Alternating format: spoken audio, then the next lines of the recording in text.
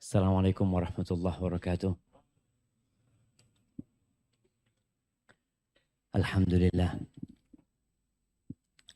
Alladzi bini'matihi tatimmu shalihat. Segala puji bagi Allah. Iya, kedinginan. Enggak usah dimatikan. Kasihkan sama yang lainnya. Enggak akan bisa diturunin. Iya, biar. Hah? Enggak bisa diturunin. Bisa lah. Ini tahun berapa sekarang? Belum bisa. Iya, fan-nya dikurangin. Jadi biar dinginnya dapat tapi anginnya. Manusia itu diciptakan suka berkeluh. Nggak ada AC-nya panas. Kasih AC dingin. Astagfirullah. Itu yang membuat kita rindu untuk masuk surga Allah Azza wa Jalla. Allahumma inna nas'aluka al-jannah wa na'udzubika minan nar. Allahumma salli wa sallim wa zid wa barik wa an'im ala abdika wa rasulika sayyidina wa maulana Muhammad wa ala alihi wa ashabihi ajma'in. Ya Allah, semoga salawat, salam, berkah dan nikmat senantiasa Engkau curahkan untuk hamba kekasih-Mu, untuk baginda Nabi kita Muhammad alaihi salatu wassalam, untuk keluarga beliau, untuk istri-istri beliau, untuk putra-putri beliau, dan untuk seluruh sahabat Nabi. Semoga Allah meridhai kita bersama mereka. Amma ba'd, yang pertama Ana minta maaf karena Ana gak pakai masker. Gak apa-apa, aman ya. Bismillah. Yang kedua, telat. Ustadznya telat. Jadi kita tadi di mobil. Jam berapa kajian? 1:30 tadi. 1:30. Insya Allah sampai Blok M. Ana mau istirahat dulu. Ternyata Ana masuk ke kamar ngelihat jadwalnya ba'da zuhur. Dan Ana rasa kita masih ba'da zuhur ini kan. Ahibati fillah. Kenapa antum datang ke tempat ini? Sebagian kita hadir karena takut masa depan. Manusia itu orangnya suka ingin tahu. Dia penasaran dengan apa yang belum terjadi. Apalagi kalau dia dengar-dengar sesuatu.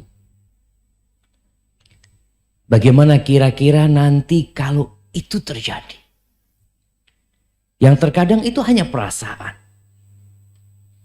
Oleh karena itu kenapa sampai hari ini yang namanya ramalan bintang itu masih laku. Sampai hari ini. Antum lihat situs-situs berita itu masih ada. Padahal katanya kita ini hidup di abad 21. Kita ini masih di abad 15. Hijriah. Supaya antum tahu bahwa dari hijrahnya Nabi SAW sampai hari ini itu 1443 tahun. Dan sampai hari ini majalah-majalah yang ditulis juga masih ada ramalan bintang. Ada seorang yang bertugas menulis rubrik zodiak gitu. Dia sudah taubat. Dia cerita, Ana itu juga heran Ustaz, orang-orang itu kok percaya. Padahal Ana bikin ngawur Ustaz. Dia kan memang gak ada yang tahu yang gaib itu kecuali Allah Azza wa Jalla. Sehingga dia bikin ngawur. Katakan mamanya bulan Januari itu bintang apa coba? Apa? Kalau Desember apa? Sagittarius. Iya. Kalau Januari apa?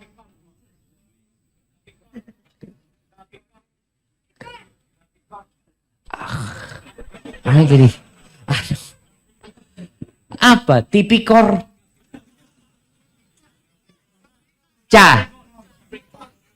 Capikor. Kapikor. Apa kapikor itu? Hah? Scorpio. Oh, Scorpio. Kalajengking. Itu bahasa Indonesia. Nah, nanti dia bikin. Dia cerita anak bikin yang bintangnya ini, bulan ini, rezekinya agak seret ya. Kemudian hubungan asmara berantakan. Itu dia, oh kayaknya benar ya. Jadi semua itu mencocokkan. Kenapa? Karena dia akan ada kekhawatiran dengan masa yang akan datang. Masya Allah, ada Ustaz Harith Abu Naufal. Ustaz, seharusnya antum kursinya di sini, Ustaz. Astagfirullahaladzim, Ustaz. Masya Allah, barakallahu fikum. Baik, kemudian ana pernah menonton TV ya, Ma. Yang hari ini ana masih ingat. Ana waktu itu buka televisi di hotel di kota Madrid, Spanyol. Ternyata di situ juga ada ramalan. Ada ramalan yang pakai apa? Pakai bola. Ngomong percaya juga orang-orang di sini. Nanti ada yang ramalan pakai kartu. Kenapa itu terjadi? Dan di Indonesia pun sampai hari ini masih ada paranormal. Dan ada yang mendatangi. Namanya berubah-ubah mereka. Dulu namanya kahin. Yang menceritakan tentang masa depan ya. Kalau mungkin ada bahasanya sekarang orang pinter. Ada orang pinter, orang bodoh. Jadi orang bodoh datengin orang pinter. Padahal orang pinternya ini pinter bodoh-bodohin orang. Nah, dia itu sampai ada yang cerita, ada satu yang tobat ya. Dia tobat. Ini ceritanya orang-orang yang tobat, dia datang di Yaman nih. Ada 3 serial cerita dia bertobat, di televisi disiarkan. Dia ngomong, kadang-kala datang kepada ana itu jenderal-jenderal. Dia datang, kira-kira ana ini bisa naik bintang 2 apa enggak? Bisa. Padahal dia juga nggak tahu gitu loh. Cuma supaya orang ini seneng dan ngasih fulus. Nanti kalau dia naik bintang 2 datang dia. Alhamdulillah bener bapak saya bintang 2. Padahal dia juga nggak tahu. Dia sampai ngomong. Kalau saya tahu saya nggak mungkin susah hidupnya kata dia. Dia itu mesti orang-orang kayak gitu susah hidupnya jemaah. Ahibati fillah. Ada yang masih percaya dengan angka sial. 13. Lift kita tadi ada 13 enggak? Enggak ada.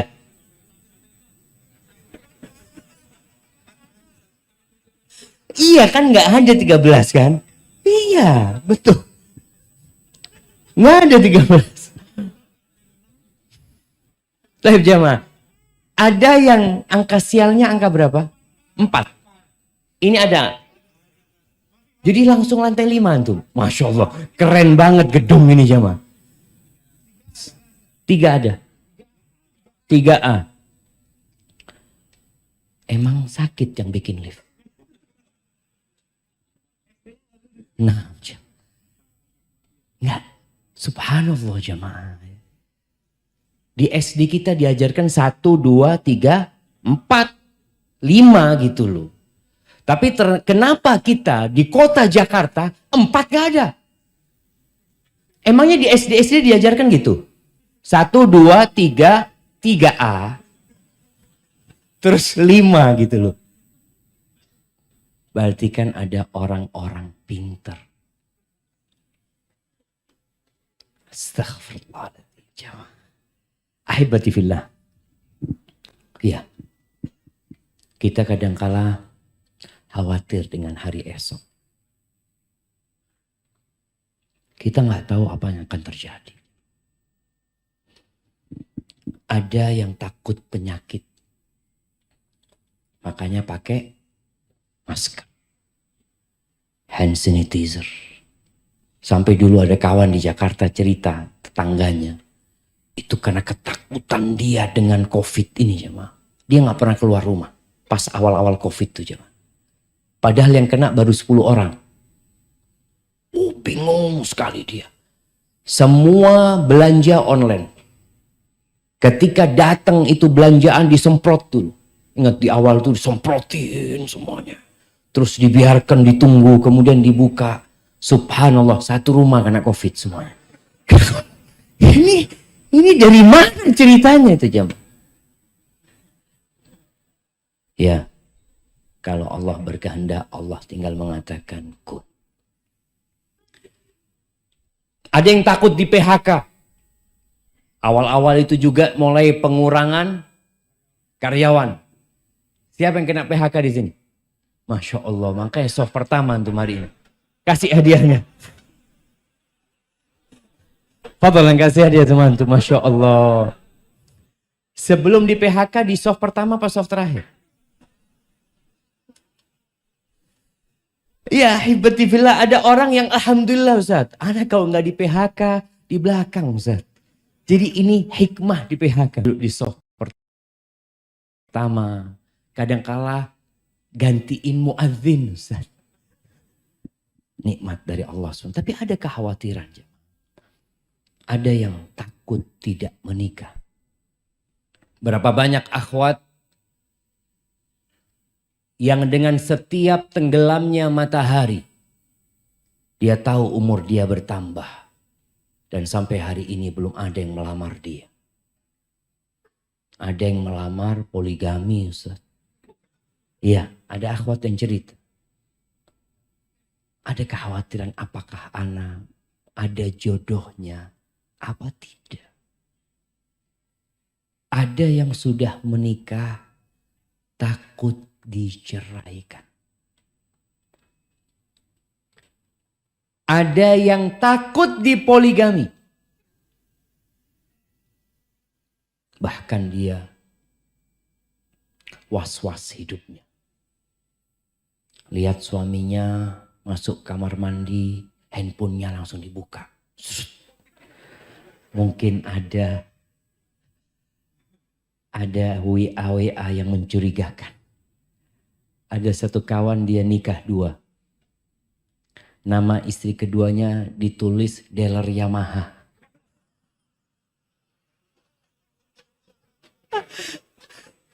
Nggak lucu. Jadi kalau istrinya ada yang telepon, bang, dealer Yamaha telepon. Dealer. Ini sudah nikah takut ketahuan. Jadi ada yang takut dipoligami, ada yang takut ketahuan poligami jemaah. Takut hidup subhanallah jemaah. Itu kekhawatiran manusia. Ada yang takut tidak punya anak karena sudah 10 tahun anak ustaz. Kok belum punya anak sampai hari ini. Ada yang takut tidak diterima kuliah. Ada yang takut tidak naik. Ada ketakutan. Ahibati fillah. Ketahuilah bahwa yang mengetahui yang gaib itu cuma Allah Azza wa Jalla. Tugas kita bukan mencari tahu tentang apa yang akan terjadi. Tapi tugas kita adalah mempersiapkan diri untuk kemungkinan-kemungkinan yang akan terjadi. Tugas kita itu mempersiapkan diri. Allah Azza wa Jalla berfirman di surat Luqman ayat 34. Apa kata Allah? Innallaha indahu ilmus sa'ah. Sesungguhnya di sisi Allah itu ilmu tentang kiamat.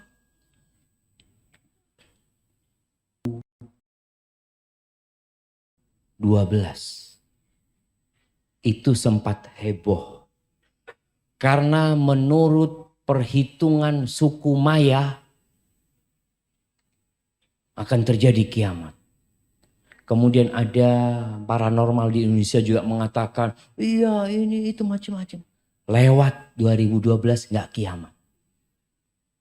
Tapi orang masih percaya sama paranormal. Masih aja percaya. Allah sebutkan innallaha indahu ilmus sa'ah.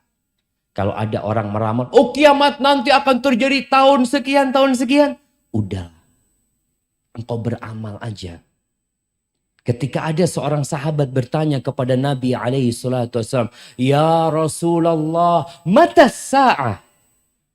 Wahai Rasulullah, kapan kiamat itu akan terjadi?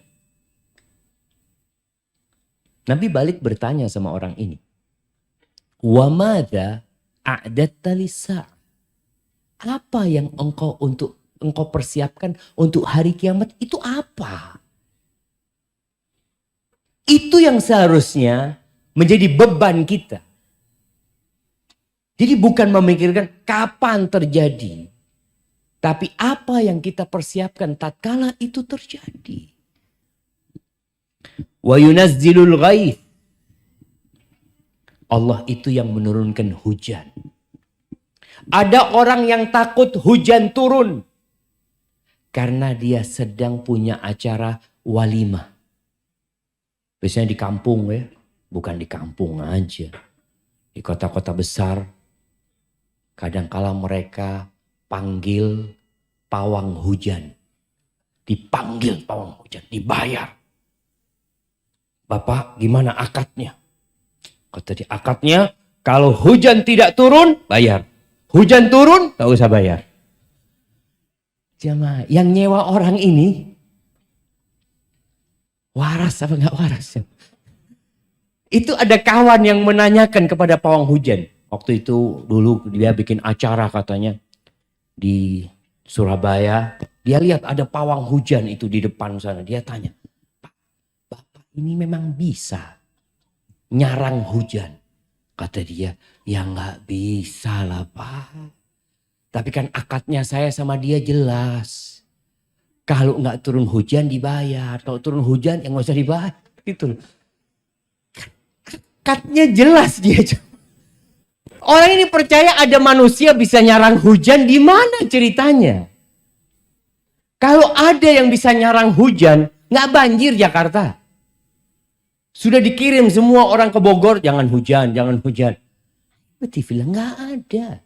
Allah yang menurunkan hujan. Kapan Allah hendak menurunkan? Allah turunkan. Tapi kenapa masih ada yang percaya dengan pawang hujan? Itulah manusia. Tatkala jauh dari sentuhan agama. Tatkala dia lupa dengan ayat-ayat Allah. Dia lebih percaya dengan manusia daripada pencipta manusia. Allah yang mengatakan wa yunazzilul ghaith. Wa ya'lamu ma fil arham. Allah yang tahu dengan apa yang di rahim. Loh Ustaz, sekarang dokter tahu loh Ustaz. Tahu apa? Tahu anak itu laki apa perempuan. Iya, karena kan kelihatan. Kalau bidan tahu nggak? Nggak tahu karena nggak pakai alat. Dia lihat laki perempuan. Tapi dokter tahu nggak? Anak ini mau jadi apa? Ya nggak tahu. Anak ini kalau lahir rizkinya berapa? Ya nggak tahu lah. Kan nggak tahu. Allah katakan hanya Allah yang tahu dengan yang di rahim itu. Apakah dia lahir normal? Apakah dia akan dapat berjalan? Apakah dia akan dapat berbicara? Apakah dia nanti akan hidup sampai umur sekian? Itu hanya Allah yang tahu. Sejak di rahim Allah udah tahu kita akan berada di tempat ini pada hari ini. Itu Allah udah tahu. Wa ma tadri nafsun madza taksibu ghada. Nggak ada jiwa yang tahu dengan apa yang besok akan terjadi. Masih ingat kejadian pesawat Lion dari Cengkareng. Berangkat kemana itu Jom? Ke Pontianak? Bukan. Kemana? Makassar. Pangkal Pinang. Nanti habis kajian kita debat. Gak apa-apa. Kita kalau mau cari mana yang benar. Tapi kalau nggak salah Pangkal Pinang. Pangkal Pinang. Bayangin nih. Semua orang yang berangkat naik pesawat ini punya agenda acara. Malamnya sudah membuat acara, nanti dia sudah booking hotel ini, dia akan bermalam di hotel ini, dia akan makan siang di restoran ini, akan berjumpa dengan ini, dengan itu. Ada yang ngomong sama keluarganya, besok anak akan pulang, tolong dijemput jam sekian, jam sekian. Anak ibu kangen sama sayur kangkungnya ibu. Ibunya ngomong, siap nak. Ternyata ratusan orang itu tidak pernah mendarat di Pangkal Pinang. Keluarganya nungguin di sana aja. Allah tegaskan, wa ma tadri nafsun madza taksibu ghadan. Wa ma tadri nafsun bi ayyi ardin tamut. Dan tidak ada jiwa yang tahu di bumi mana dia mati. Kita nggak tahu jemaah. Ada orang-orang yang mungkin berpikir dia, anak kepingin mati insya Allah saat ini. Ya kalau bicara keinginan boleh. Tapi nggak ada yang tahu di bumi mana engkau mati. Innallaha alimun khabir. Allah itu maha mengetahui dan maha teliti ilmunya Allah Azza wa Jalla. Kita lemah. Allah Azza wa Jalla mengatakan wa khuliqal insanu dha'ifa. Manusia itu diciptakan sangat lemah sekali. Sekuat apapun manusia, dia nggak tahu dengan apa yang akan terjadi esok hari. Itu satu kepastian. Manusia hanya berencana. Tapi Allah Jalla Jalaluh yang menentukan. Kenapa Allah ciptakan kita lemah?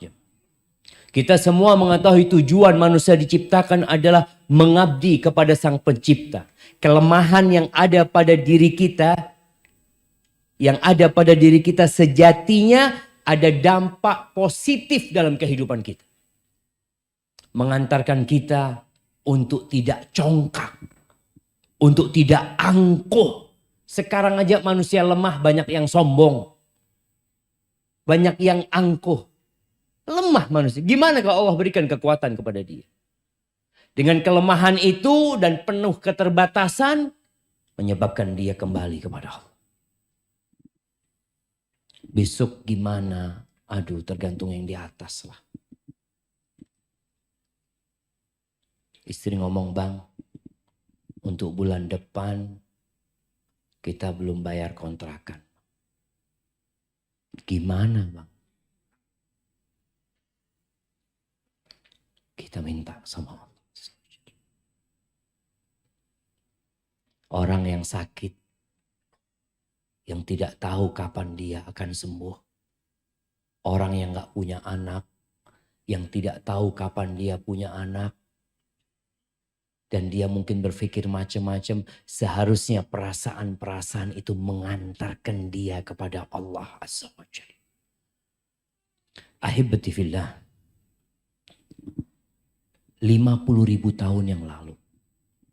Sebelum penciptaan langit dan bumi ini ada. Allah sudah mencatat takdir kita. Maka nggak perlu kita takut dengan masa depan. Kita perlu menyerahkan semuanya sama Allah. Sikap kita bagaimana ketika hal-hal itu terjadi. Rasulullah SAW dalam hadis Abdullah bin Mas'ud radhiyallahu anhu, beliau pernah membuat segi 4 di tanah, beliau bikin ya kotak segi 4. Kemudian kata Ibnu Mas'ud, wa khatta khattan fil wasat kharijan minhu. Dari tengah kotak itu Nabi membuat garis yang keluar. Kemudian wa khatta khutatan sigharan ila hadzal ladzi fil wasat min janibihi alladzi fil wasat.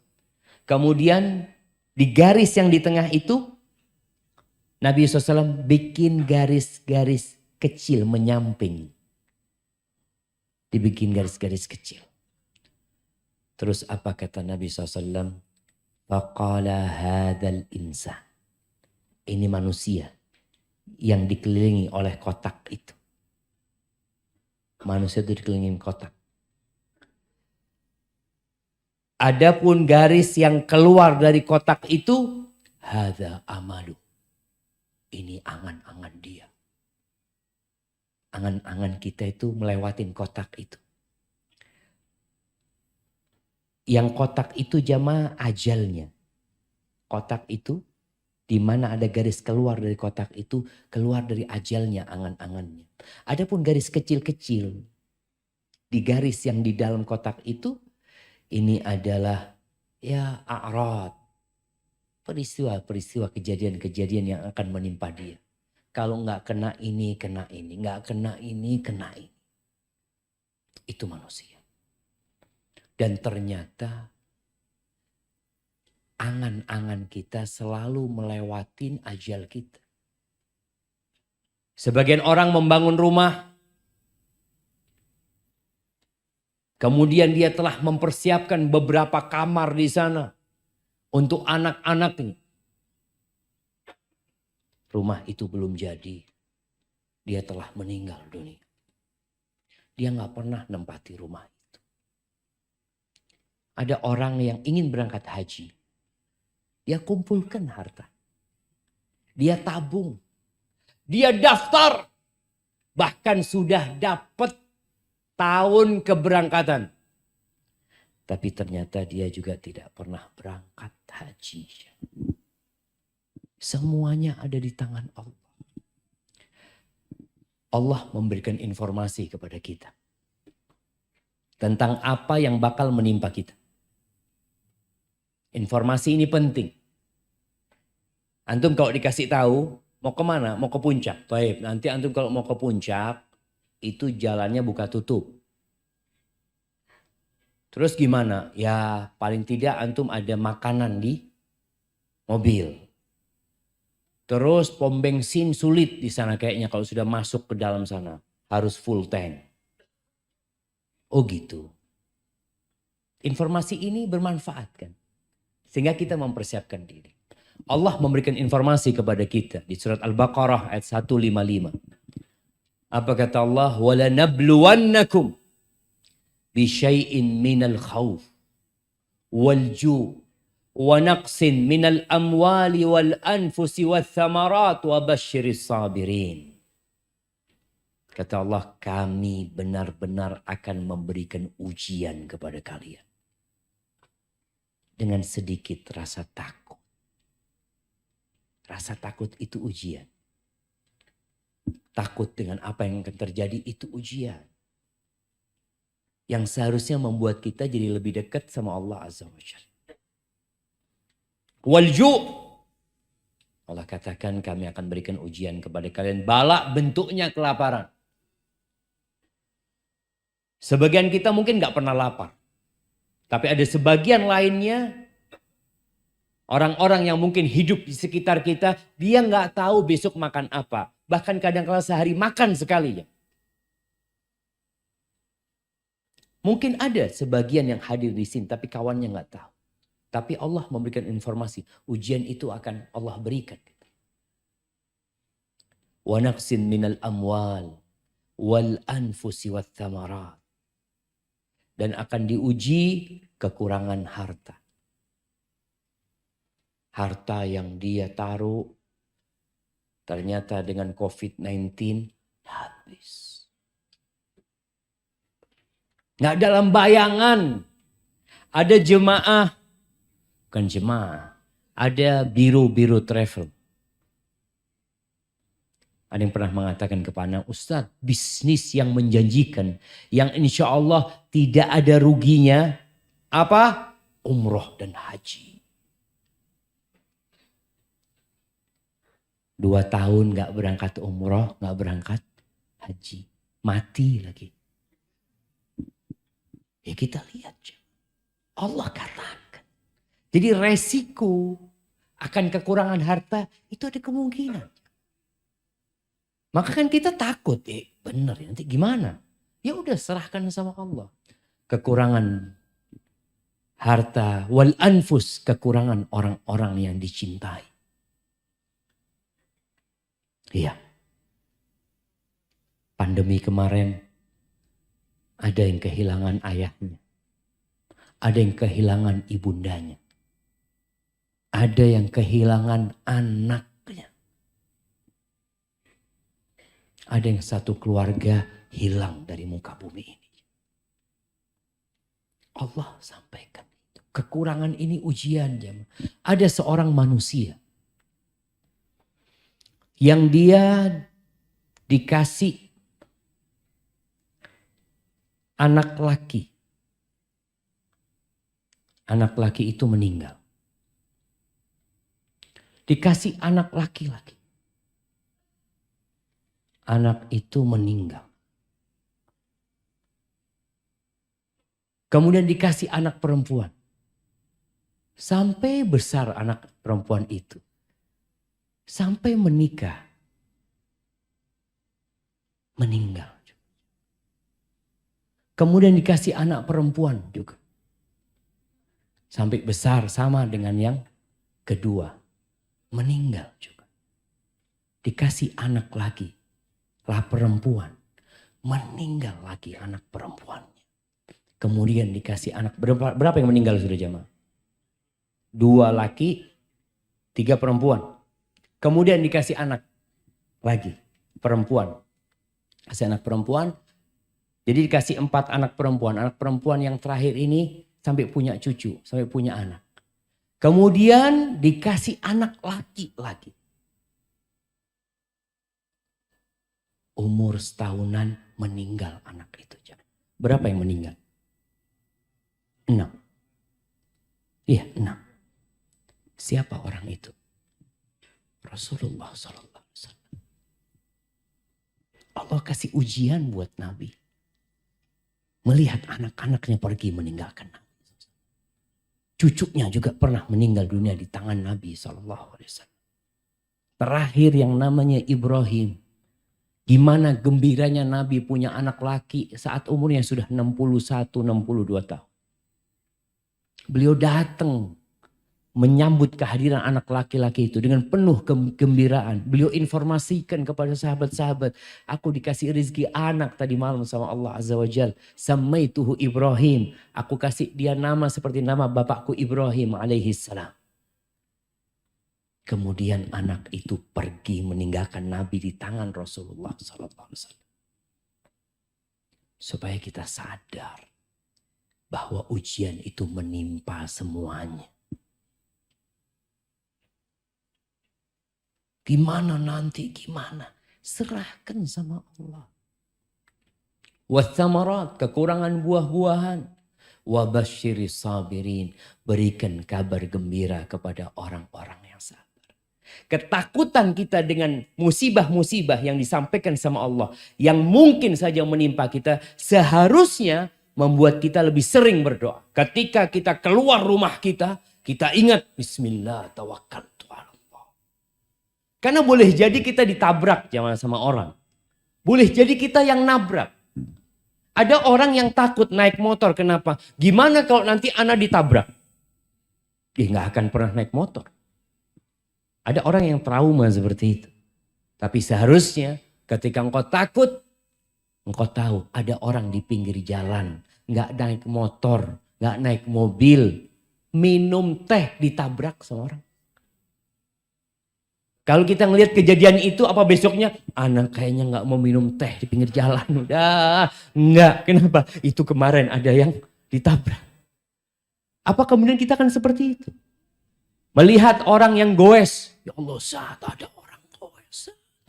Jatuh ditabrak truk. Ustaz. Na'udzubillah, anak jual sepeda anak sudah. Enggak sudah. Haipati-fillah. Yang namanya musibah akan datang dimanapun kita berada. Tugas kita adalah mendekatkan diri kepada Allah Azza wa Jalla. Semakin takut. Karena kita yakin semua berada di tangan Allah Azza wa Jalla. Qulillahumma malikal mulk. Tu'til mulka man tasha. Wa tanzi'ul mulka mimman tasha. Wa tu'izzu man tasha. Wa tudhillu man tasha. Biyadikal khair. Innaka ala kulli syai'in qadir. Katakan, ya Allah, malikal mulk. Allah pemilik semua kerajaan. Allah pemilik semua kepemilikan. Kita nggak punya apa-apa. Engkau berikan kekuasaan kerajaan kepada siapa yang kau kehendaki. Allah cabut, engkau cabut ya Allah dari siapa yang kau kehendaki. Engkau muliakan siapa yang kau kehendaki. Engkau hinakan siapa yang kau hendaki. Biyadikal khair. Semua kebaikan itu di tanganmu. Semua. Innaka ala kulli syai'in qadir. Engkau maha kuasa atas segala sesuatu. Ahibati fillah.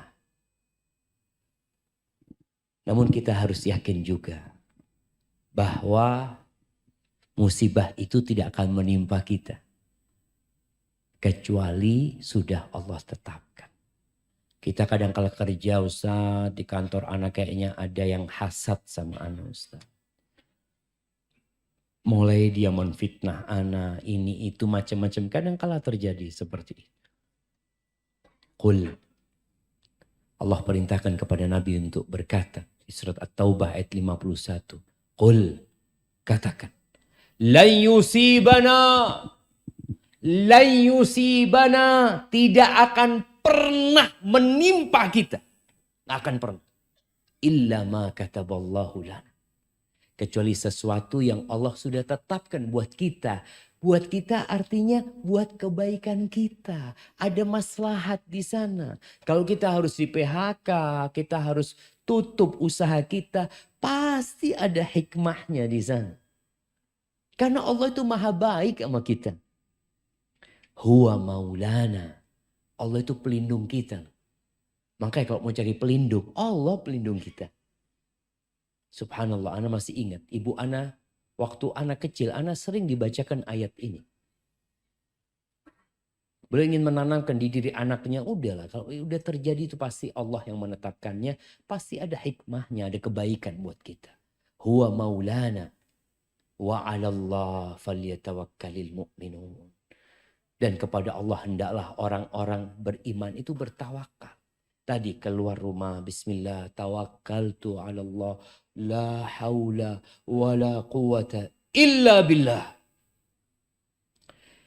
Tatkala kita kena musibah, kita optimis. Dosa kita dihapuskan.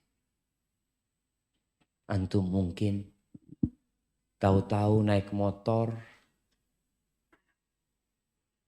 apa bahasanya, kena knalpot itu jemaah?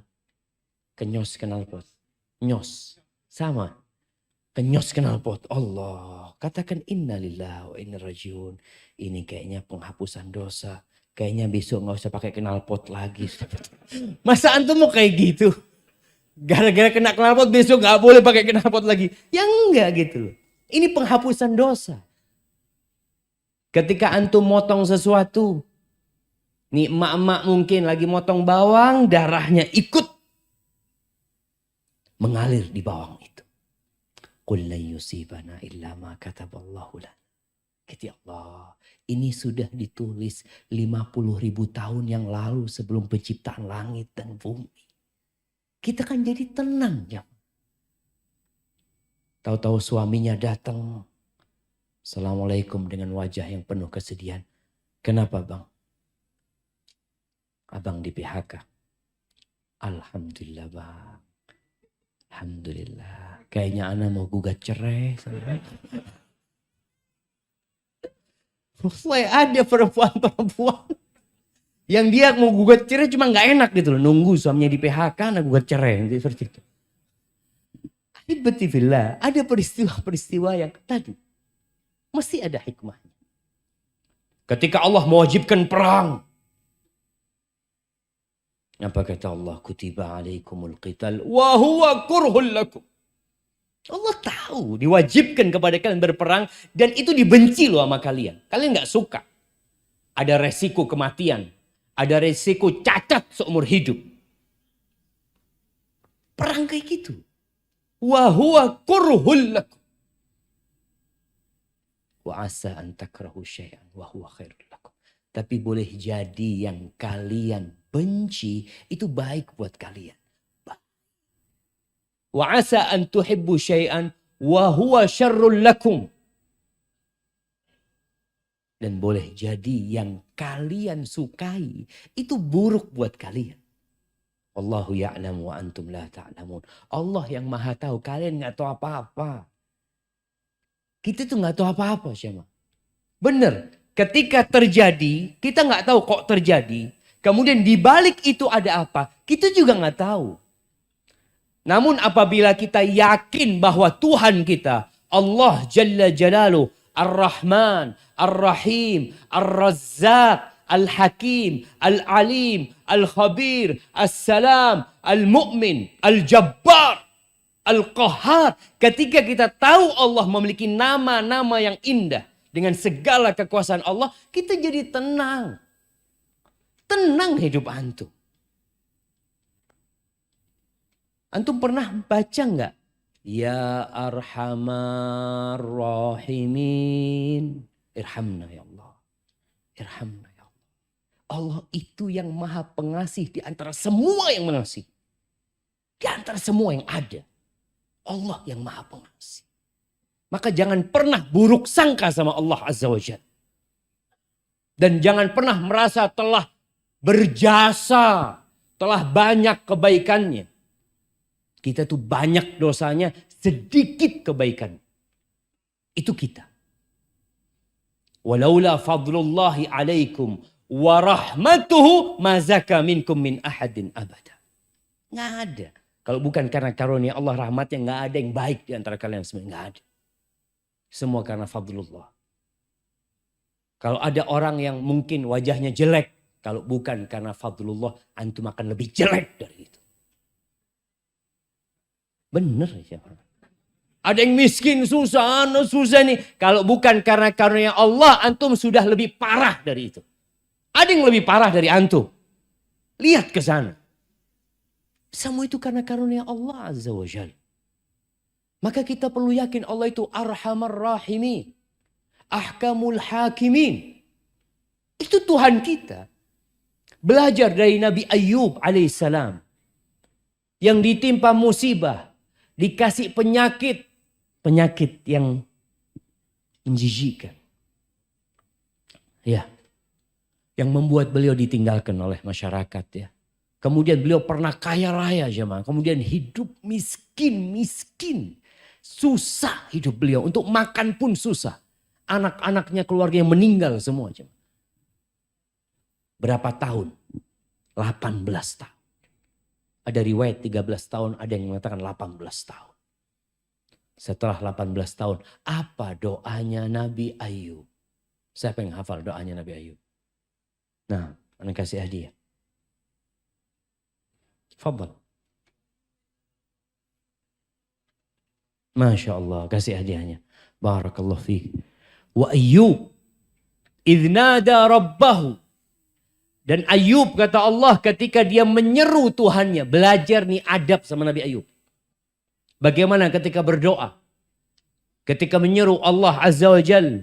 Anni masaniyadur. Ya Allah aku nih Allah terkena penyakit ya Allah. Aku terkena bencana. Aku terkena musibah. Dia tidak mengatakan ya Allah engkau menguji aku dengan bencana ini. Enggak. Dia mengatakan ya Allah aku terkena bencana ya. Anni masaniyadur wa anta arhamur rahimin. Dan engkau ya Allah yang maha pengasih di antara yang mengasih. Bayangkan 18 tahun dikasih ujian itu. Nama Allah itu melekat di hatinya. Gak pernah lewat. Bahwasanya Allah itu arhamur rahimin. Allah itu ar-Rahman ar-Rahim. Dan dia arhamur rahimin. Terus. Kita kadang-kala kalau sudah kena musibah jemaah. Tahun pertama ya masih kuat. Lama-kelamaan mulai futur kita. Sebagian yang awalnya di soft pertama. Kemudian dia terkena musibah. Dia masih bertahan di soft pertama. Tapi kemudian dia melihat kenapa musibahnya belum diangkat. Kesulitannya belum berubah menjadi kemudahan. Mulai datang setan membisikkan keputusasaan dia kepada rahmatnya Allah Azza wa Jalla. Kadang-kala muncul, ya Allah, aku ini selalu sholat di saf pertama. Kok dikasih musibah ini ya Allah? Fulan yang gak pernah sholat ke masjid, engkau kasih rizki. Iya. Apa ana harus jadi seperti fulan? Ini orang digodain setan karena dia gak kenal sama Allah Azza wa Jalla. Tuh Nabi Ayub doanya kayak gitu. Bagaimana dengan Nabi Yunus yang bertahun-tahun berdakwah mengajak kaumnya kepada Allah. Bagaimana peran dia mengajak manusia, perjuangan beliau, sabarnya beliau. Kemudian beliau meninggalkan kaumnya tanpa izin Allah, dimakan oleh ikan paus itu. Apa doa beliau? La ilaha illa anta subhanaka inni kuntu minadh zalimin. Tiada yang berhak disembah kecuali engkau ya Allah. Maha suci engkau ya Allah. Beliau benar-benar menyucikan Allah dari segala kekurangan. Karena ada manusia yang menisbatkan seakan-akan Tuhan yang membolimi dia. Nabi Yunus mengatakan subhanak. Maha suci engkau ya Allah. Inni kuntu minadh zalimin. Aku yang zalim ya Allah. Aku yang termasuk orang-orang yang zalim. Ahibati fillah.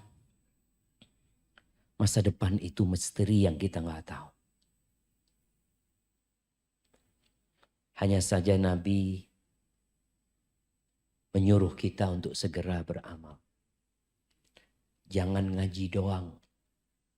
Ada ngaji. Ngaji diamalin. Sebagian kita 10 tahun ngaji, dapat musibah, dikit futur. Allah itu akan turunkan ujian. Masalahnya sebagian kita ngaji tapi tidak mengamalkan. Duduk di kajian. Masya Allah, bagus. Besok ngaji lagi, oh bagus lagi, Masya Allah. Besok. Terus kapan ngamalinnya? Belum dapat hidayah, Pak Ustaz. Hidayah.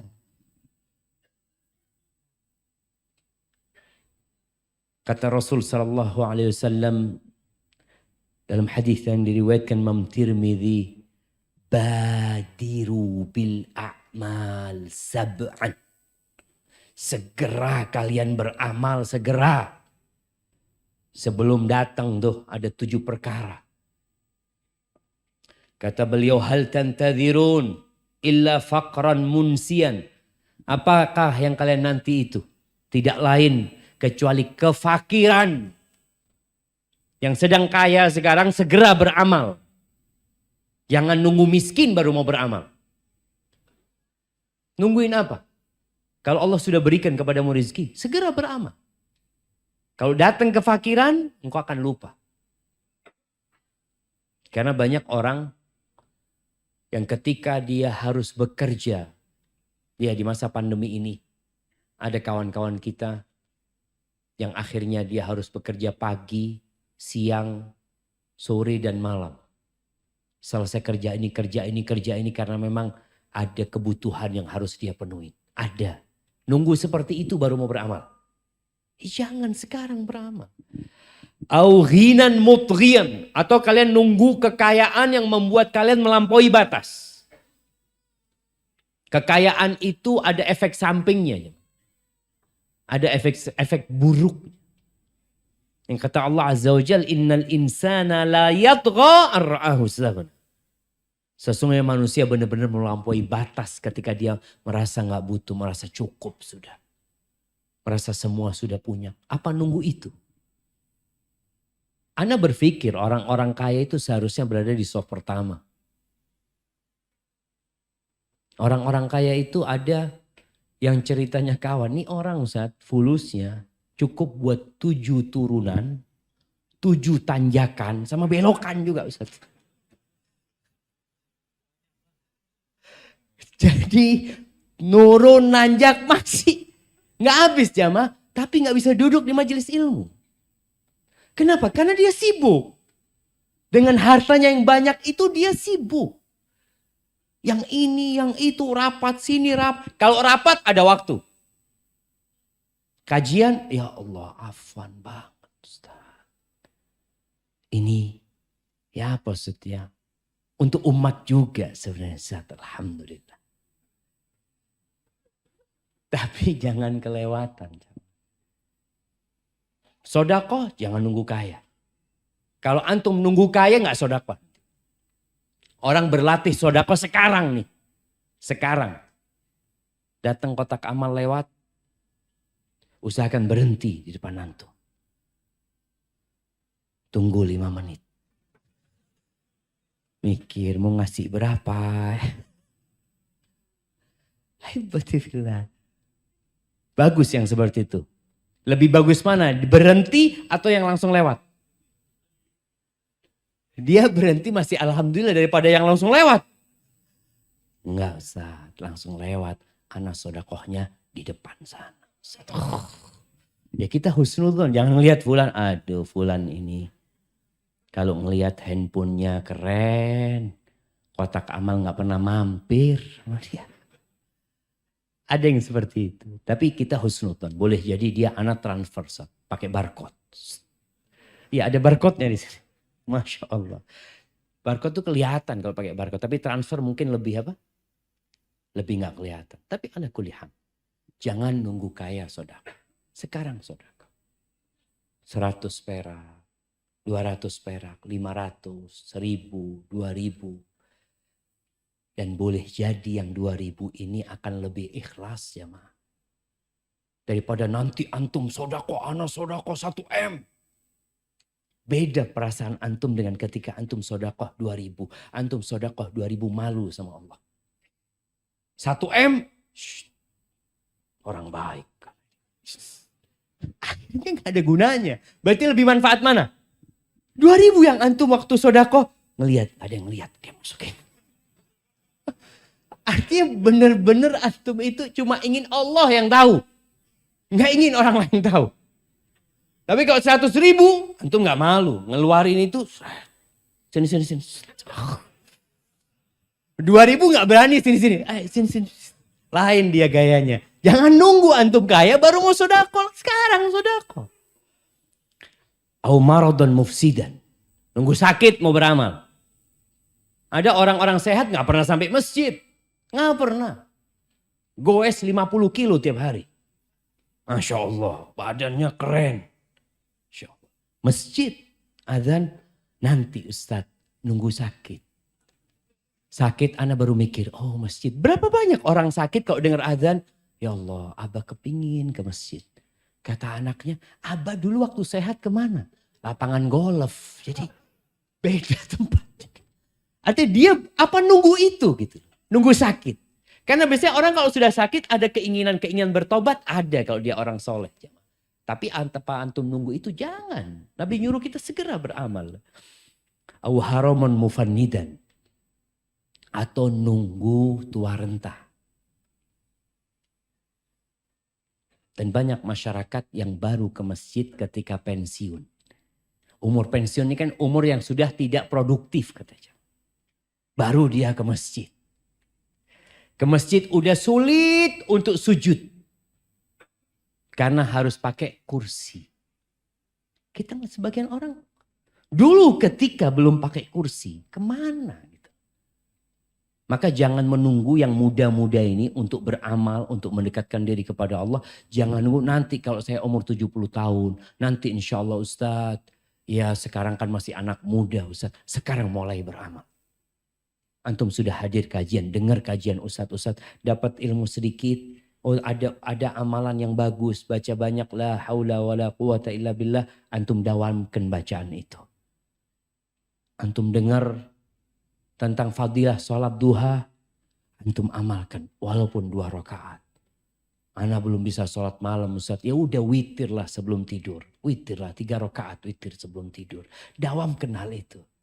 Lama kelamaan bisa bertambah. Tapi kalau antum menunda-nunda, lama kelamaan hati kita jadi keras.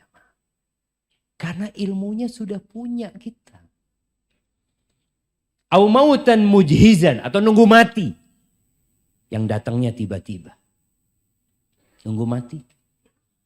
Seperti yang Allah firmankan, hatta wa anfiqu mimma razaqnakum min qabli an ya'tiya ahadakumul maut fayaqula rabbi laula akhartani ila ajalin qarib fa asaddaq wa akun minas salihin.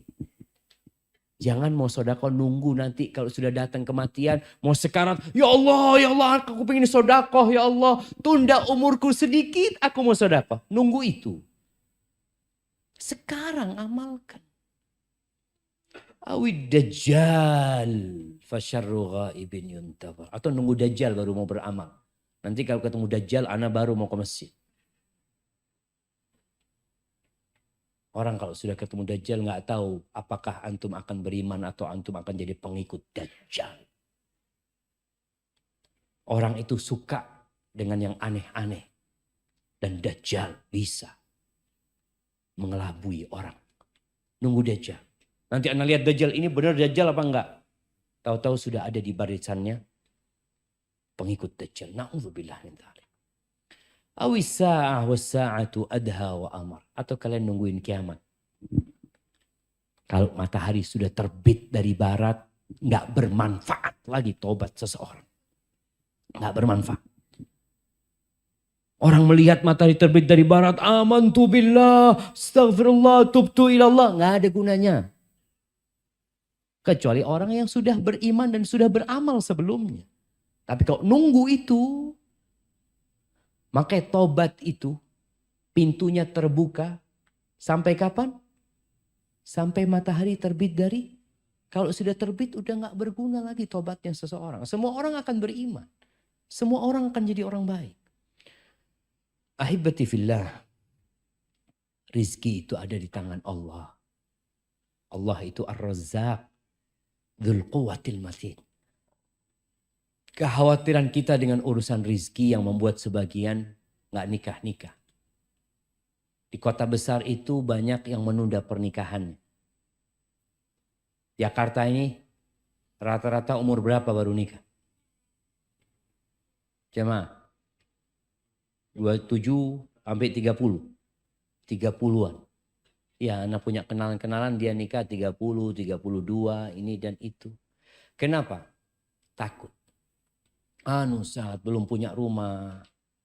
Kerjaannya belum tetap. Banyak kekhawatiran, ketakutan. Nikah di PHK. Kamu kan gak tahu. Ada orang yang punya pekerjaan di PHK. Ada orang yang belum bekerja. Bekerja kemudian dia. Ada orang yang rizkinya sedikit kemudian Allah tambah rizkinya. Dulu orang-orang musyrikin itu membunuh anaknya jemaah. Karena takut lapar. Karena takut dia ngelihat anaknya lahir, ya Allah. Kalau sekarang kan diaborsi.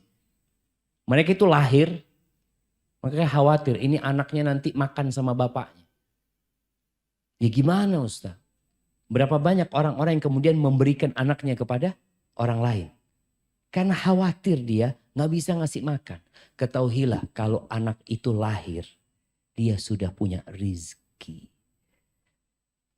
Tapi kalau antum punya anak lahir mengatakan, ya Allah nanti kalau kuliah gimana bayarnya? Ini baru lahir jemaah. Antum sudah mikirin dia kuliah. Sekarang daftar kedokteran itu mahal. Antum akan buang itu anak. Maka Allah katakan, wala taqtulu auladakum khasyata imlaq. Kalian jangan membunuh anak-anak karena takut kelaparan. Takut. Nahnu narzuquhum wa iyyakum. Kami yang kasih rezeki sama mereka. Tuh anak-anak itu yang kasih rezeki bukan bapaknya. Bukan orang tuanya. Bukan. Siapa? Allah Azza wa Jalla. Maka ketika kita menyerahkan kepada Sang Pencipta, kita jadi tenang. Ada seorang penjual buah jamaah di pinggir jalan. Dia dorong itu buah pinggir jalan. Di rombongnya, ya rombong, tahu rombong itu apa namanya? Bukan keranjang yang dorongan itu. Gerobak. Di gerobaknya dia itu. Di gerobaknya itu biasanya kan ada tulisan jambu apa ini enggak. Tulisannya apa di gerobaknya dia? Kaifa akhaful faqra wa ana abdul ghani. Gimana aku takut dengan kefakiran sedangkan aku hamba Tuhan yang maha kaya. Gimana gitu loh. Cuma kita kadang-kadang gak kenal sama Allah gitu loh. Tiap pagi kita berdoa. Ya. Allahumma inni a'udzubika minal kufri wal faqr. Wa a'udzubika min adzabil qabr. Ya Allah, aku berlindung dari kekufuran dan kefakiran. Kita takut dengan kekufuran. Iya, ada perasaan khawatir dengan kefakiran. Gimana nanti ini itu. Makanya berlindung sama Allah Azza wa Jalla. Itu tiap pagi dan petang kita baca. Allahumma inni a'udzubika minal kufri wal faqri wa a'udzubika min adzabil qabr. Ketakutan dengan azab kubur, ketakutan dengan kekufuran, kefakiran membuat hamba semakin kuat dengan penciptaannya. Takut sakit. Dia membaca Allahumma afini fi badani. Allahumma afini fi sam'i. Allahumma afini fi basari la ilaha illa anta. Terus baca. Baca a'udzu bi kalimatillahi tammati min syarri ma khalaq. Baca bismillahilladzi la yadurru ma'asmihi syai'un fil ardi wala fis sama. Jadi kelemahan yang ada pada diri kita itu seharusnya mendorong kita untuk menjadi kuat dengan Allah Azza wa Jalla. Doa kita semakin kencang. Kita lihat Nabi kita Muhammad alaihi salatu wassalam. Pernah ditakut-takutin jemaah. Oleh iblis dan bala tentaranya. Mereka membawa 10.000 pasukan untuk membumi hanguskan kota Madinah. Alladzina qala lahumun nas.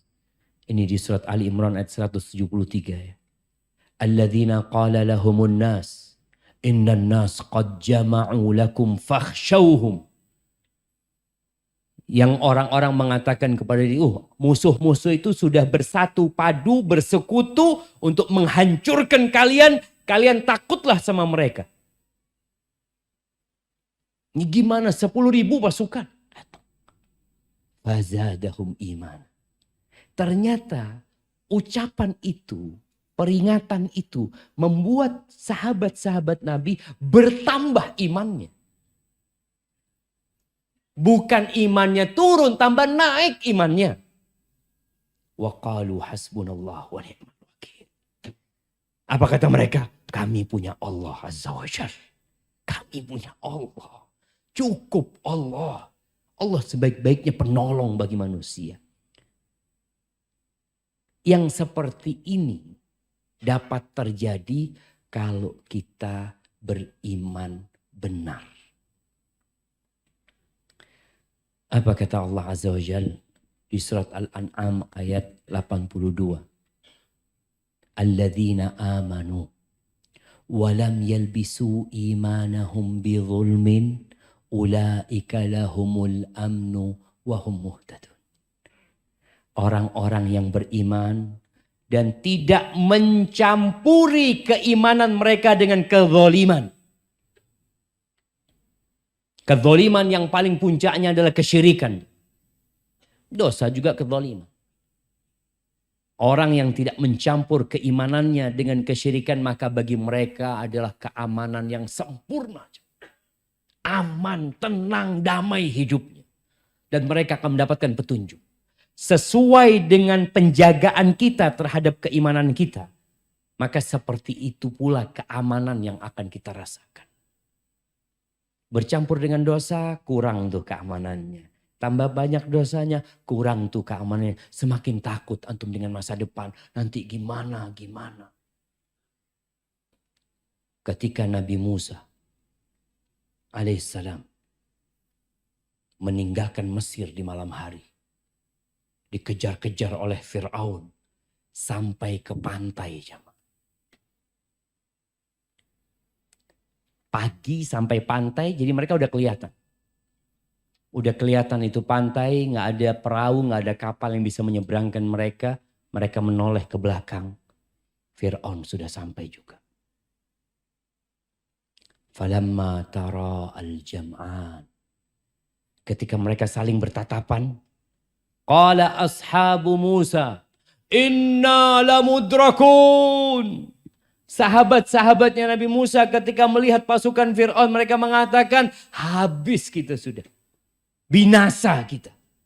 Habis ini Fir'aun sudah di sini. Depan kita lautan. Belakang kita Fir'aun. Mau lari kemana kita? Apa kata Nabi Musa? Kalla.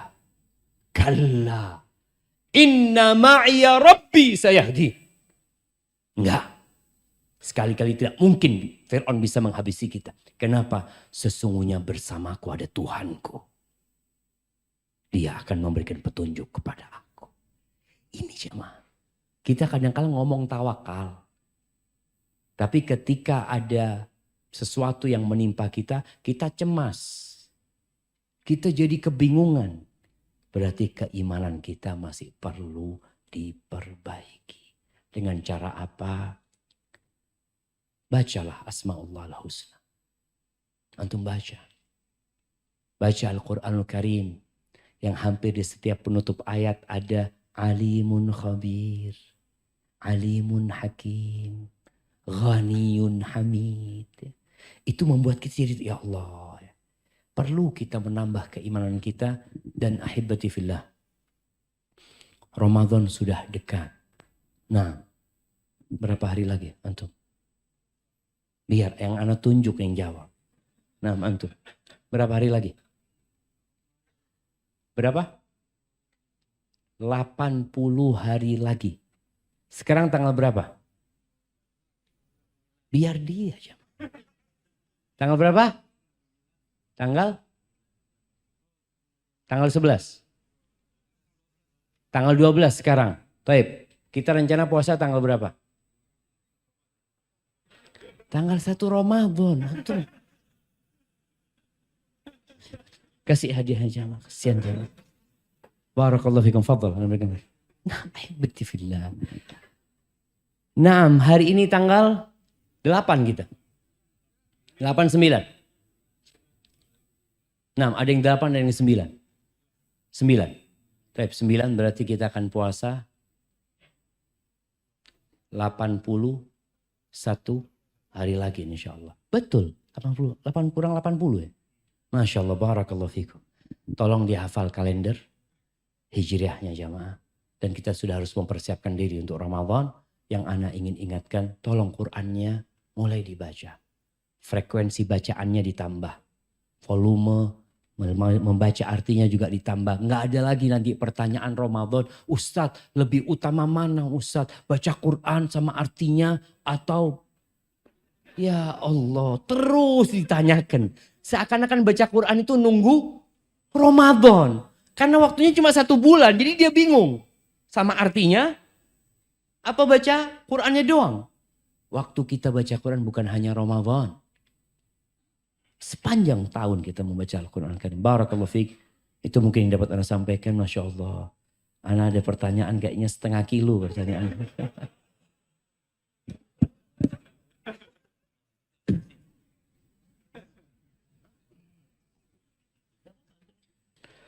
Assalamualaikum Ustaz. Waalaikumsalam warahmatullahi wabarakatuh.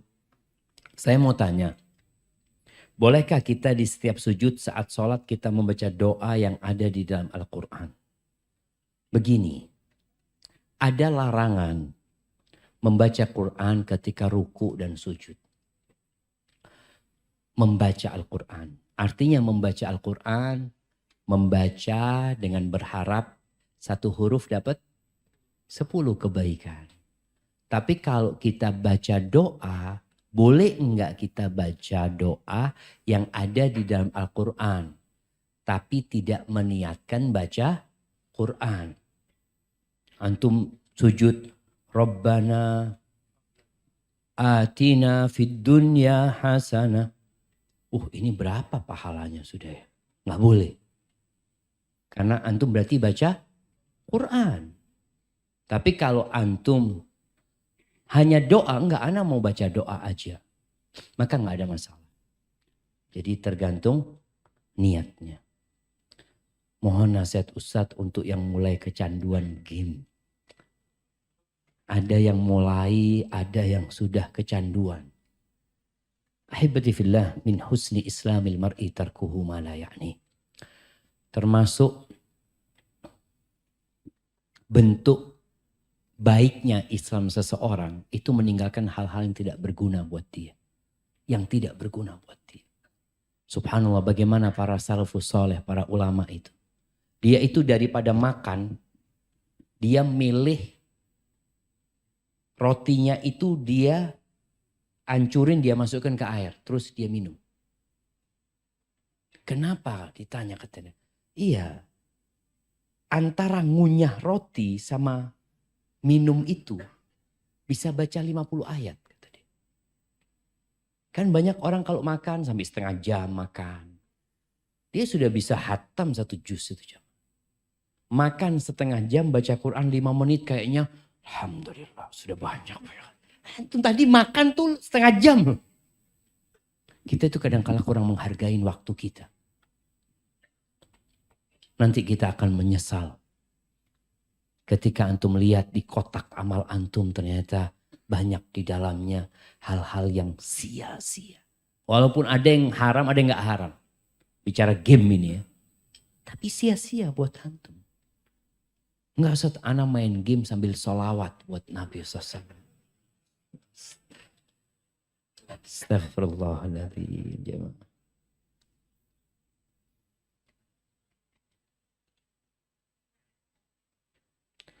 Nah, ana lihat pertanyaan yang mungkin berkaitan dengan ini, yang berkaitan dengan tema. Antum ambil ini lagi, bisa di Bismillah. Jemaah yang tidak dibaca pertanyaannya, jangan pesimis, jangan kecewa. Karena antum sudah mencatat dalam timbangan kebaikan antum sebenarnya. Semoga apa yang antum catat ini kelak ketika di padang mahsyar antum dapat rapot, antum dapat catatan ini di sana. Maka kita senantiasa sebagai muslim yang optimis dan berbaik sangka sama Allah Azza wa Jalla.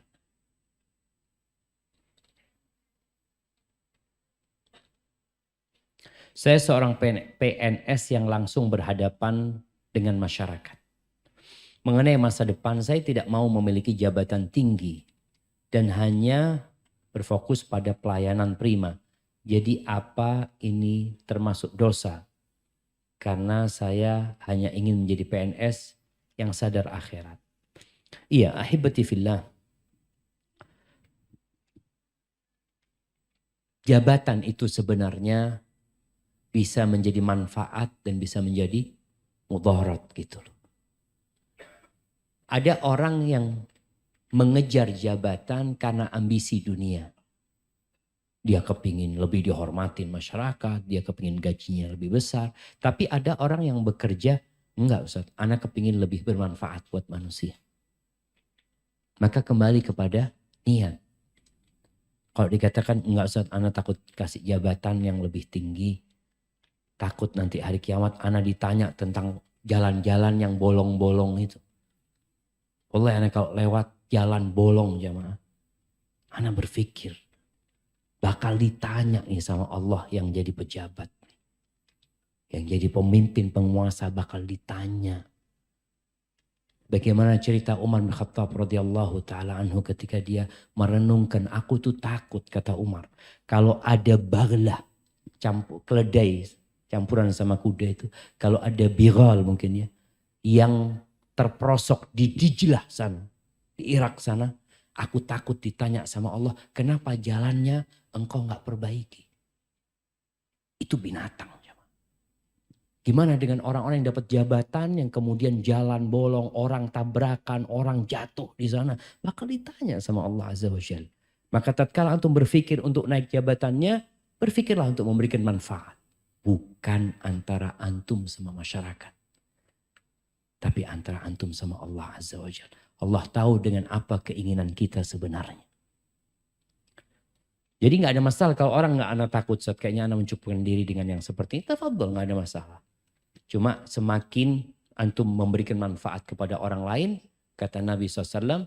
Ahabbun nas ilallah anfa'uhum linnas. Orang yang paling dicintai Allah adalah orang yang paling bermanfaat buat orang lain. Apa benar Ustadz ada seorang ahli ibadah yang bisa baca masa depan seseorang?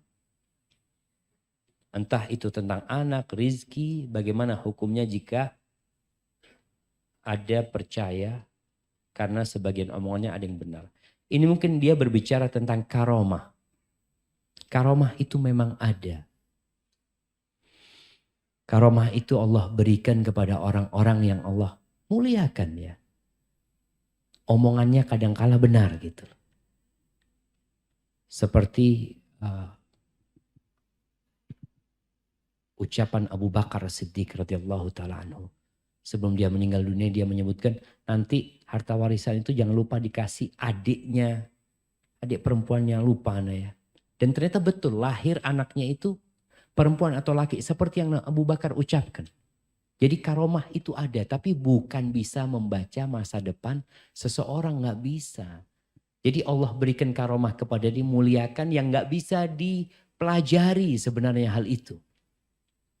Itu yang disebut dengan karomah. Tapi kalau bisa membaca masa depan seseorang, tadi kita sudah baca ayatnya di surat Luqman, bahwasanya nggak ada yang tahu dengan apa yang terjadi besok kecuali Allah. Wa ma tadri nafsun madza taksibu ghadan. Itu ilmunya Allah Azza wa Jalla. Nabi pun tidak tahu dengan apa yang akan terjadi besok. Sampai ketika ada dua bocah perempuan sedang bersenandung ya. Lebaran itu dia menyenandungkan puisi-puisi pujian buat Nabi SAW. Tahu-tahu dia mengatakan wa fina nabiyyun ya'lamu ma fi ghadi, dan di antara kami ada nabi yang tahu dengan hari esok. Maka Nabi menegur orang itu. Quli ma kunti taqulin. Ngomong yang biasa, artinya jangan mengatakan yang seperti itu. Itu hal yang tidak benar gitu. Nabi nggak tahu. Beliau juga mengatakan walau kuntu a'lamul ghaib lastakthartu minal khair. Kalau aku tahu dengan yang gaib, aku akan berbuat baik yang banyak. Dan aku tidak akan ditimpa dengan musibah sedikit pun. Nggak akan. Orang tahu, oh kalau keluar tabrakan. Bagaimana ketika perang Uhud? Apakah Nabi tahu bahwasanya akan ada 70 sahabat yang tewas di perang Uhud?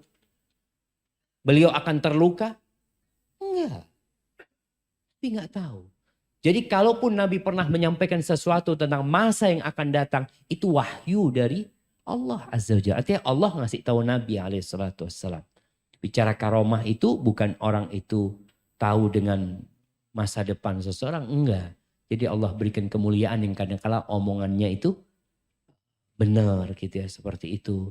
Tapi bukan kemudian dia jadi dukun jamaah ya, tahu semuanya, enggak. Dia hanya mengatakan pada saat Allah memberikan karomah kepadanya. Dan hati-hati dengan orang yang mengaku punya karomah. Waliullah itu enggak ngaku-ngaku saya ini waliullah. Karena para waliullah mengatakan la ya'riful wali illa wali. Yang tahu waliullah itu wali juga berarti. Jadi kalau antum mengakui dia wali, ana juga wali sama kayak antum. Maka hati-hati dengan yang seperti ini karena pada saat ini banyak dukun-dukun yang berkedok ustaz. Iya, banyak. Karena dukun yang model dulu, paranormal dulu itu sudah nggak diminatin sama masyarakat. Barakallahu fikum. Saya punya adik yang suka bercerita tentang saudara suaminya. Karena perlakuan mereka yang kurang bagus terhadap adik saya. Ini termasuk digolongkan curhat atau ghibah. Ya, ada orang yang punya masalah dan ingin solusi. Maka nggak apa-apa kita ceritakan. Aku punya masalah kayak gini, apa yang harus aku lakukan.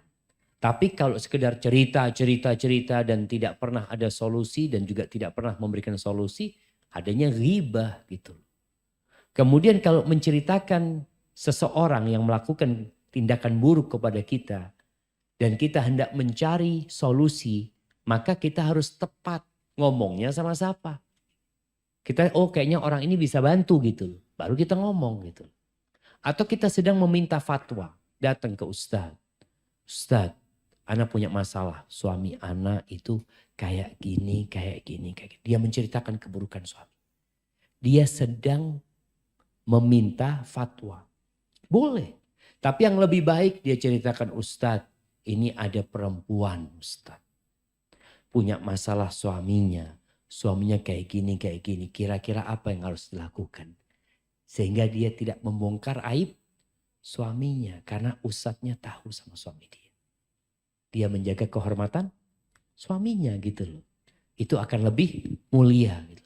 Tapi kalau memang mau menyebut namanya pun boleh. Sebagaimana istrinya Abu Sufyan datang kepada Nabi SAW mengatakan, ya Rasulullah, inna Abu Sufyan rajulun misik. Abu Sufyan itu pelit Nabi. Ini istri ngomong. Ma yu'tini ma yakfini. Dia nggak ngasih aku yang cukup gitu. Boleh nggak aku ambil hartanya? Nah, dia kan sedang mencari solusi, minta fatwa gitu loh. Jadi bukan kadang-kala curhat sama kawannya, suaminya gini-gini. Sekedar melampiaskan isi hatinya. Akhirnya dia bongkar aib dia sendiri gitu loh, aib suaminya. Padahal kata Nabi SAW, man satara musliman satarahullah. Barang siapa yang menutupi aib saudaranya, maka Allah akan menutupi aib dia. Jangan dikira antum nggak punya kesalahan. Kita semua punya kesalahan, jemaah. Ustaz, jika kita ingin pergi ke suatu tempat dan satu di antara teman kita tidak ada yang ikut, dan satu di antara teman kita dan di antara teman tidak ada yang ikut.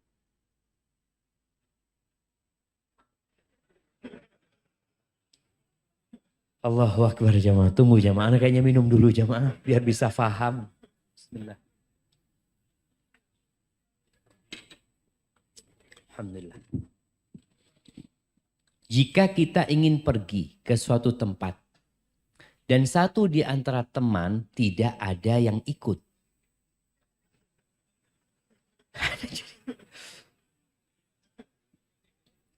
Dan satu di antara teman ada yang tidak ikut. Mungkin gitu maksudnya. Iya. Dan satu di antara teman ada yang tidak ikut. Dia marah dan kecewa dengan yang pergi ini. Dan saat kita jelaskan kalau semua ini sudah menjadi takdir. Dari 50.000 tahun sebelum bumi dan langit diciptakan. Pernyataan ini benarkah Ustaz? Soalnya teman itu masih kecewa saja karena dia nggak ikut pergi. Iya, ahibati fillah. Antum mau jelaskan itu, sampaikan kepada dia. Yang pertama, maaf antum. Antum minta maaf. Memang sudah ditakdirkan. Boleh jadi antum mengecewakan dia. Bukankah amalan yang paling dicintai Allah itu mentransfer kebahagiaan ke hati saudara kita? Dia mungkin kecewa karena merasa dilupakan. Merasa tidak dianggap kawan. Maka yang perlu dikatakan adalah minta maaf ya. Kita minta maaf, ya apa ya, sebutkan alasannya apa. Kalau bicara takdir ya sudah ditakdirkan gitu. Ini sudah ditakdirkan gitu. Cuma kan dia bukan masalah ditakdirkan atau tidak. Dia kecewa apa alasan antum tidak ngajak ana gitu loh. Itu masalahnya. Barakallahu fiik. Kadang-kadang orang ya ada seorang suami yang nikah lagi jemaah. Ketika ribut sama istrinya, ini sudah ditetapkan 50.000 tahun sebelum cipta langit dan bumi. Iya, cuma kan kadang-kala perlu ya penjelasan bagaimana menenangkan hatinya. Tapi betul loh jemaah. Ucapan sudah ditetapkan 50.000 tahun yang lalu sebelum penciptaan langit dan bumi. Benar. Ana seorang akhwat single. Yang baru berhijrah sekitar 4 tahun. Namun ana memiliki kesulitan untuk istiqamah. Dan ana merasa tidak ada progres dalam diri ana. Tapi ana berharap kelak Allah sandingkan ana dengan laki-laki soleh yang dapat membimbing dan menemani ana dalam berhijrah. Karena cita-cita ana adalah ingin memiliki keluarga yang menjalankan syariat-syariat Allah. Masalahnya Ustadz, ana sering insecure. Apa insecure? Insecure. Insecure. Apa itu? Apa? Tidak merasa aman. Overthinking. Overthinking nggak pede. Aduh, jamaah. Ana lama nggak ke Jakarta jadi nggak update. Jamaah. Betul. Ini alhamdulillah nih kesini dapat banyak kosakata baru gitu. Perihal jodoh. Perihal jodoh anak kelak Ustaz. Apa dengan diri anak yang seperti ini, yang masih suka futur, masih lalai, akan mendapatkan laki-laki soleh itu Ustaz. Anak berpikir pastilah Allah akan memberikan wanita soleh untuk laki-laki soleh. Sedangkan anak baru berhijrah dan belum istiqomah. Bagaimana Ustaz caranya agar anak tidak khawatir perihal jodoh anak? Dan bagaimana caranya agar Allah mengabulkan doa anak perihal jodoh ini Ustaz? Karena anak sangat butuh laki-laki yang paham agamanya, paham agama untuk masa depan ana dan anak-anak kelak. Siapa yang mau jamaah? Antum udah zuat? Baik, ahibati fillah. Iya, ini kita bicara kekhawatiran dengan masa depan. Ada jamaah. Itu ada pada diri manusia. Makanya kekhawatiran itu seharusnya mengantarkan terus berdoa, memperbaiki diri. Kita udah tahu ilmunya, laki-laki yang soleh buat perempuan yang soleha. Aku pantas nggak dapat laki-laki yang soleh? Kayaknya belum kalau melihat diriku seperti ini. Maka tambah kesolehannya, tambah doanya, tambah zikirnya. Kemudian suatu saat ketika datang jodohmu, ternyata jodohnya tidak seperti yang engkau inginkan, maka engkau tahu, ya Allah, Engkau maha adil, memang aku yang belum baik gitu. Seperti ucapan Nabi Yunus, inni kuntu minadh dhalimin. Aku ya Allah yang termasuk orang-orang zalim. Karena sebagian orang mengatakan gimana? Aku sudah istikharah, aku sudah musyawarah. Kok jodohku kayak gini gitu. Ini kan seakan-akan dia menyalahkan istikharahnya. Enggak. Masalahnya inni kuntu minadh dhalimin. Kita yang termasuk orang zalim. Kadangkala ada orang istikharah, udah dikasih sama Allah pilihan orang ini, tapi hatinya lebih condong kepada, ya kadang gimana daripada gak nikah, bismillah lah, dicoba gitu kan. Akhirnya jadinya kayak gitu. Maka rasa kekhawatiran anti hendaklah mengantarkan kepada banyak-banyak membaca la haula wa la quwata illa billah. Baca hasbunallah wa ni'mal wakil. Terus perbaiki diri, perbanyak istighfar. Tapi ingat, Allah itu arhamur rahimin. Boleh jadi seorang mungkin dia agamanya masih kurang ya. Tapi karena memang dia jujur berdoa kepada Allah karena ingin baik. Boleh jadi Allah kirimkan kepadanya suami yang soleh. Karena memang dia jujur, dia ingin baik gitu. Maka perbaiki hatimu. Barakallahu fikum. Saya mau tanya Ustaz. Ustaz berkata kita tidak perlu khawatir takut dengan masa depan. Lalu bolehkah kita mengikuti ilmu yang sekarang lagi tenar yaitu LOA, Law of Attraction? Betul. Apa itu? Di mana kita berucap meminta yang sebenarnya belum terjadi sama sekali dalam hidup kita. Di mana kita berucap meminta atau dia mengulang-ulangi kata-kata itu. Gitu.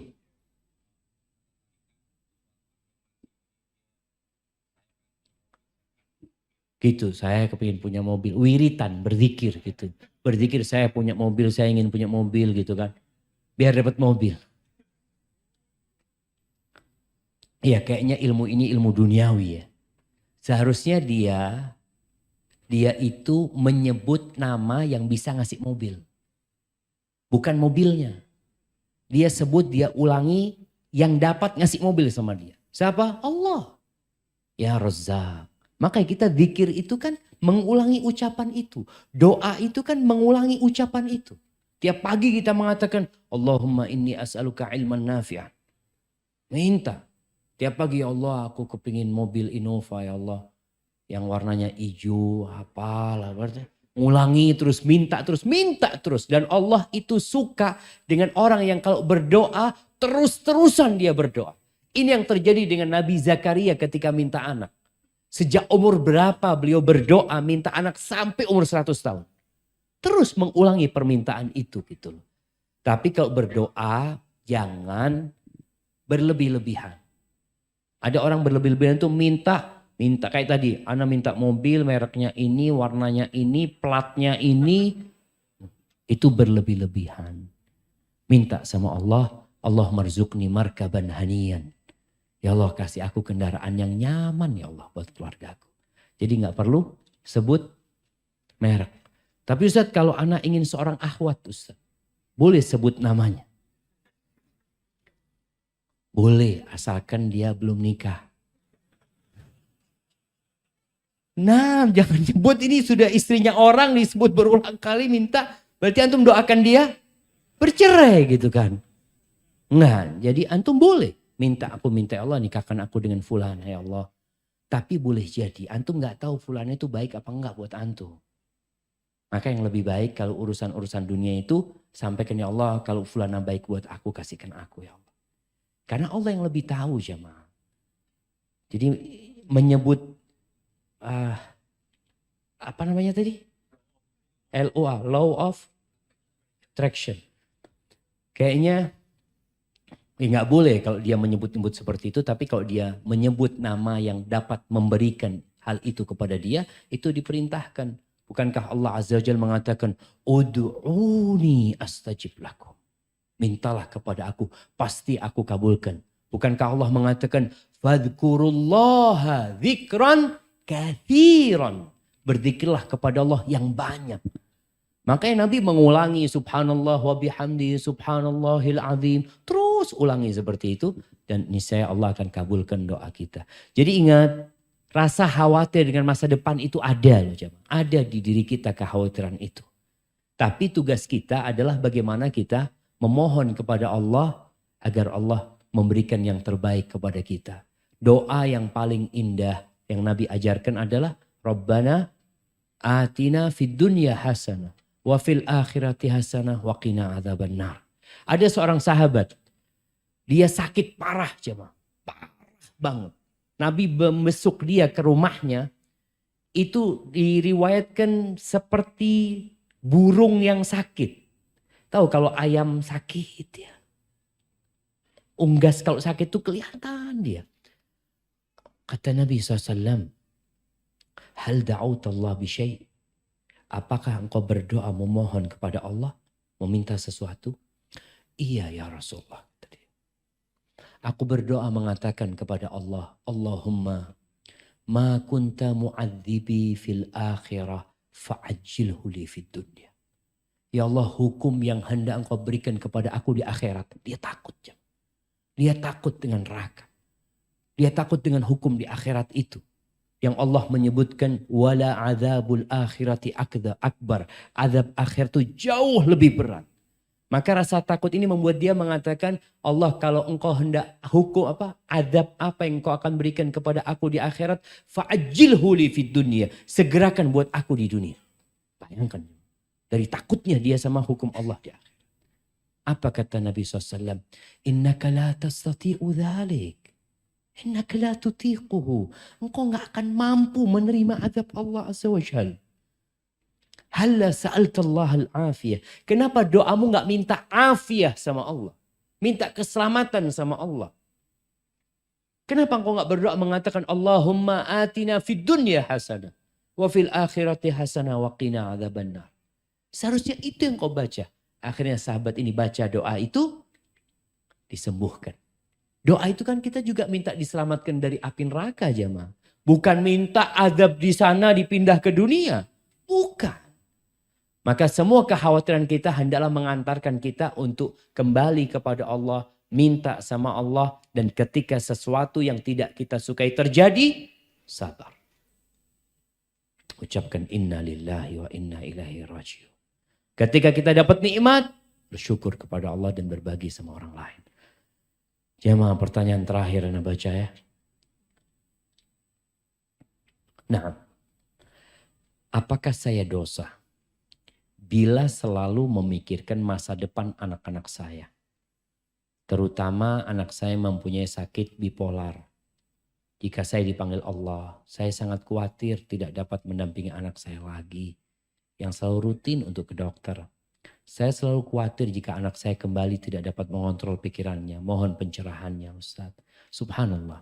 Iya jemaah. Rasa takut ini ujian dari Allah Azza wa Jalla. Dia takut gitu, nanti gimana. Orang kadang kalau aku mati gimana anak-anak sekolahnya nanti ya.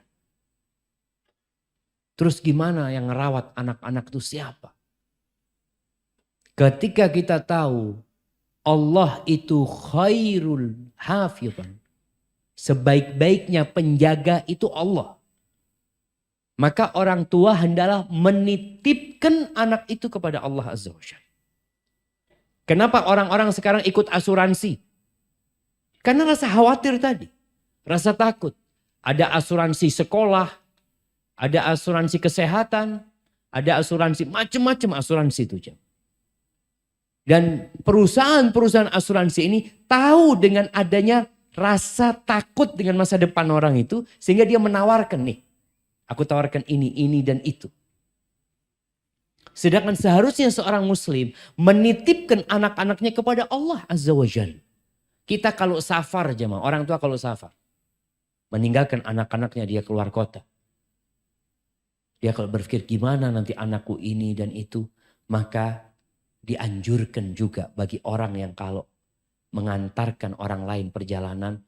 Mendoakan astaudiukallah. Aku titipkan engkau sama Allah. Aku titipkan engkau sama Allah. Dan doanya musafir. Dia mengatakan. Allahumma antas sahibu fis safar. Wal khalifatu filal. Ya Allah, engkau yang menemani dalam perjalanan. Dan engkau yang mengganti menjagain keluargaku yang ditinggal ya Allah. Jadi rasa khawatir ini jangan kemudian membuat kita memikirkan sebab-sebab yang dapat menjaga mereka. Lupa dengan yang menciptakan sebab-sebab itu. Maka kita harus benar-benar ya memang orang tua mempersiapkan buat masa depan anaknya gak apa-apa. Nabi juga pernah mengatakan alaihissalatu wassalam kepada Sa'ad bin Abi Waqqas ya. Ketika dia hendak mewasiatkan hartanya semuanya. Dia hendak mewasiatkan 3/4 hartanya. Kata Nabi SAW cukup 1/3. Dan 1/3 itu udah banyak gitu. Engkau lebih baik meninggalkan anak-anakmu dalam kondisi mampu. Daripada engkau meninggalkan mereka dalam kondisi miskin nanti minta-minta sama manusia. Usaha dari orang tua ada. Tapi kita perlu menitipkan anak-anak kepada Allah Azza wa Jalla. Kalau antum titipkan sama Allah, antum mati. Allah akan tetap jaga anak-anak kita. Tapi kalau antum titipkan kepada fulan, antum mati, boleh jadi fulan berkhianat. Dan tidak menjaga amanah yang diberikan. Maka titipkan sama Allah SWT. Dengan cara apa? Dengan cara kita terus berdoa. Sodakoh nih. Berbuat baik sama orang lain. Ya Allah, mudah-mudahan anakku dijaga sama Allah. Dan terus melaksanakan sholat malam. Untuk memohon kepada Sang Pencipta. Barakallahu fikum. Taib. Ada hadiah yang tersisa jamaah. Nah tadi kita sampaikan, kita bacakan surat Luqman tentang 5 kunci hal gaib yang tidak diketahui oleh manusia. Kecuali yang diketahui Allah Azza wa Jalla. Siapa yang tahu?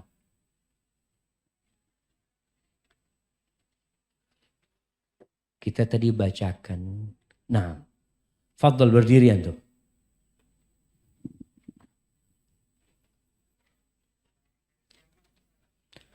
Yang pertama, tidak ada yang tahu kiamat kecuali Allah. Yang kedua, tentang turunnya hujan. Nggak ada yang tahu hujan kapan turun kecuali Allah Azza wa Jalla. Yang ketiga, yang di dalam rahim hanya Allah yang tahu. Yang keempat,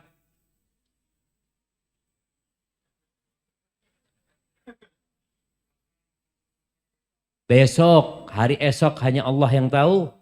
Dan kapan mati,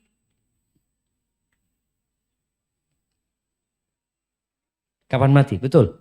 Barakallahu fikum. Kirimkan ke belakang saja. Taib, ana akan kasih hadiah buat yang paling tua hari ini jamaah. Ada yang paling tua? Yang 90 tahun. Nah, 80? 80? Nggak ikut Pak As di belakang. Yang ikut yang di depan. 80? Ada yang 80? 75? 70? Ada yang 70 jamaah? Belum nyampe. 70 kurang 1. Ada yang 69. Kayaknya beliau paling tua, kita kasih jamaah. Nah, barakallahu fiik. Taib. Yang paling kecil. Oh ya, kita kasih yang paling kecil. Nah, berapa umurnya? 7. Paling kecil 7 jamaah. 7. Oh sama 7. Ada saingannya. Ada saingannya.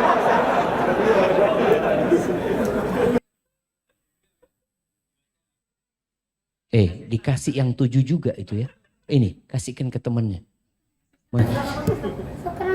Afwan, barakallahu fiik. Haibati fillah, yang dapat Anda sampaikan. Kurang lebihnya mohon maaf. Ketika keluar rumah baca doa. Mau tidur baca doa. Bangun tidur baca doa. Semua gerak-gerik antum. Hendaklah selalu dengan nama Allah Azza wa Jalla. Dengan itu semua kekhawatiran akan hilang. Karena kita bersama yang maha kaya, yang maha kuat dan maha bisa. Subhanakallahumma bihamdika. Asyhadu an la ilaha illa anta astaghfiruka wa atubu ilaik. Assalamualaikum warahmatullahi wabarakatuh.